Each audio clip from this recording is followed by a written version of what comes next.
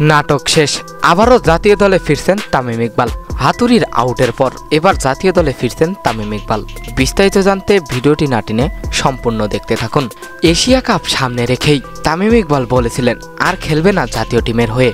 Coach থেকে শুরু করে কিছু প্লেয়ার আমাকে খেলতে দিচ্ছে না, এমনটাই জানিয়েছিলেন খান সাহেব তামিম ইকবাল। অবশ্য এশিয়া কাপের 5টি ম্যাচ খেললেও খেলেননি খুব একটা ভালো করে, কিন্তু বিপিএল এ ফরচুন বরিশালের হয়ে করেছে বাজিমাত। বরিশালকে প্রথমবারের মতো ট্রফি জিতিয়েছে এবং রান সংগ্রহকারীদের মধ্যে শীর্ষে রয়েছিলেন তামিম ইকবাল। কিন্তু বাংলাদেশ শ্রীলঙ্কা টেস্টের পর বাংলাদেশকে বিদায় জানিয়েছে হাতুড়ি সিং। হুট করে হাতুড়ি সিং এর বিদায় জানানো বেশ একটা ভালো ঠেকেনি বিসিবি সভাপতি পাপনের। তাই তো খোঁজ খবর নিয়ে দেখেছে বাংলাদেশ শ্রীলঙ্কার টেস্টে মনোযোগ দেয়নি কোচ হাতুড়ি সিং। তাই তো হাতুড়ি সিংকে আউট করেছে বিসিবি সভাপতি পাপন এবং হাতুড়ি চলে দেওয়ায় আবারও বাংলাদেশ টিমে ফিরছেন তামিম ইকবাল।